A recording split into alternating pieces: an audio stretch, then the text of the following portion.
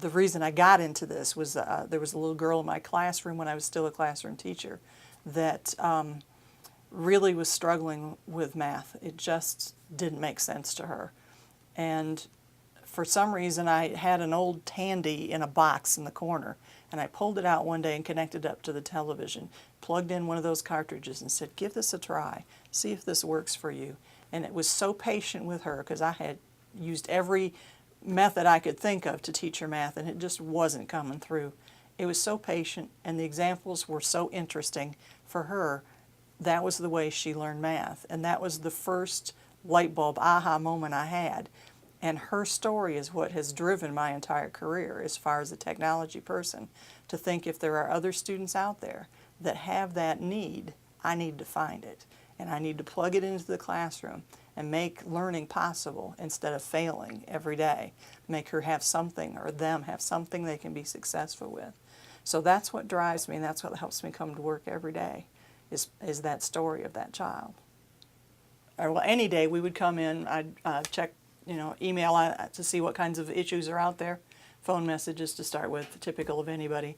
But then at 9 o'clock we meet down in the superintendent's office with the IT staff, just the infrastructure group, and the superintendent and the assistant superintendent. And it's a very loose agenda that we discuss. I usually started out with issues that I'm thinking about. So this week's issues were dealing with, okay, the intermediate school is going to be torn down for HVAC stuff over the summer. So what kinds of things do we need to do as far as protecting our equipment? Do we need to cover it? Do we need to remove it, shut it down? What kinds of things relate with that? And then the assistant superintendent was concerned about the meeting that's coming up at the end of this month. It's going to be here dealing with the IIS system. What are we going to do with that? Who needs to attend to that? So everybody in the room gets a chance to talk. The LAN-WAN guy always talks about security issues and where he's feeling the pinch and what kinds of things he needs to purchase or buy or what's going on. So it's a good roundtable discussion that we have. And so that at the end of that, could come back and work on maybe some web design, because that's what I do in my spare time, is try to keep the web pages up to date, or go visit a school.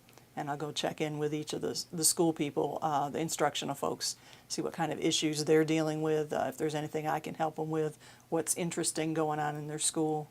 iPad issues a lot come up, we'll have questions and solve. And that brings us to about, midday. The rest of the afternoon will be things that relating to, paperwork, phone calls, those kinds of things.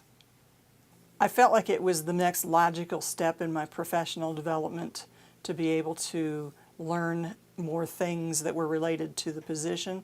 When I first started, this was a do-it-yourself kind of project that was homegrown, and so you learned on the fly how to make things work. And I thought the CecTO program would be a way of being more consistent about what this role was in North Carolina. So I wanted to be part of that consistency, to understand all aspects of it, not just, I was very much on the instructional side. And so what I've learned through it so far is that there's an administrative side, there's an instructional side, there's a technical side, and then there's also a project manager kind of role that kicks in. And I was doing all these things intrinsically, but not realizing what the whole spectrum really was. And so I think this program has really helped me develop all those areas to be a more well-rounded director. I think the thing that I've really enjoyed and have been able to use a lot is the law segments that we've done, especially the things about current events like the social networking and how that plays into the picture and what kind of laws pertain to that. I don't think I would have ever gained that expertise on my own because I'm not a lawyer. And so I thought that's been really helpful to understand the rules, regulations, laws, and things that go with these current trends and how they affect us in the school. So yes, I've been working with that kind of thing with media specialists especially, what's going on with those new things that are showing up in our schools. And another thing I'm looking forward to is the next session that we do together with the superintendents. I think that will be neat to put it all together, what we've done so far.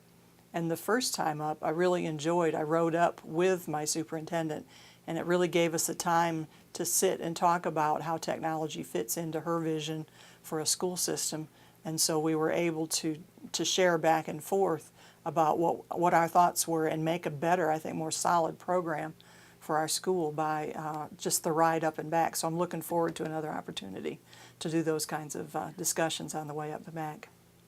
I think in our district, iPads have become the biggest trend, and I think it's the first time technology's been affordable for teachers to bring their own device in.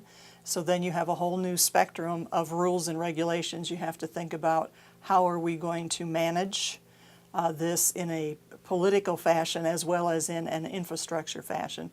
So we've been working on building up our infrastructure, thinking in terms of what could be some of the roadblocks for making this happen, what could be some of the security issues that would come into place. So we've been working on those kinds of things even before we get them into the picture. We're building up a wireless guest network that we want to put into place so that those bring your own things can be connected but won't have access necessarily to things that we don't want them to have access to that are confidential documentation. We also, our education foundation that supports Kannapolis City Schools has had a fundraiser, and the fundraiser's end result was to put iPads in all our schools. So this coming year we have 2 iPad carts for each high school, middle school, and intermediate school, and then there will be 1 for each of our elementary schools and 1 for the Child Development Center. So over the summer we've got to work on not only rolling that out physically but also doing professional development. So that'll be some of what I'm doing. So is this a big thing coming our way? Yes, very much so. I don't think we're going to have to upgrade our bandwidth because it's really strong. I think the thing that we're going to have to upgrade is more access points. You know, probably the rate of those is going to be expended. Some of what we've been reading is for every iPad device you put on a network, you need to think in terms of 3 other devices as far as the amount of bandwidth that they're going to take.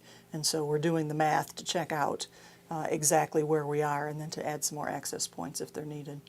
So far we've done fine with the access points that we have for the netbooks. We've had no issues with students moving around the school getting access because we do have a managed wireless in place, but we'll see what happens when we add in that little piece of the iPad, which is really one of the reasons why we decided to go with a pilot group this year and test that out before we rolled it out school-wide. Worry about things is always about funding, how to make the programs work, you know, because you have such a passion for how to integrate technology into the program and how to get those students that don't learn in a traditional fashion the tools that they need in order to learn in a non-traditional fashion. And so I'm always worrying about where is this funding coming from, because we don't have a lottery winner yet in our district. We don't have unlimited funding, so you're always trying to figure the ways out to do that. And so I do a lot of grant writing because we're a small district. I do the E-rate so that we can get those discounts to put those monies in other spots. And those are the kinds of things that I worry about, is making those deadlines so that we can get the funding. It's all tied into funding. That's probably my biggest worry. The principals from the 3 schools and myself had to travel to DPI for training, and the training was good, but the conversations we had when we got after into the hotel and would sit in the lobby and talk about what we learned for the day and planning for the future really started shaping how we were going to teach and how we were going to go about this project called technology integration. And so those conversations really started changing how we were teaching this. And a lot of it kept getting based around the question, how do you know when students are engaged in learning? How can you tell? You know, and we were having a hard time defining what that looked like. And the more we talked about it, the more it became a vision that was clearer to us. And the first one was you train the teachers to use the technology well. And so we decided it was not going to be optional. You had to participate. And by Wednesday and Thursday, they were excited. By Friday, they were all in and collaborating with each other and teaching in a new style that was very collaborative and wasn't the lecture delivery kinds of things. They had lots and lots of new technology tools to use that were designed around, using the web that was a free tool rather than having to put more money into things that were paid. So that really started changing the shape of what teaching looked like in Kannapolis City Schools. And so the CecTO program to me is just the cherry on top of the sundae. It's helping to shape the end of what we've already started working on, but it's giving the structure to it at the end. So we started with impact, and this is just a natural progression for me, I think, to go on to what we're doing now in the classroom. And what makes me excited and why do I keep coming to work every day? It's the light bulbs that go off. When you can take a tool and bring it into a classroom and show them how it works, and everybody is excited about learning, and everybody is engaged about learning. Those are the things that drive my train every single day.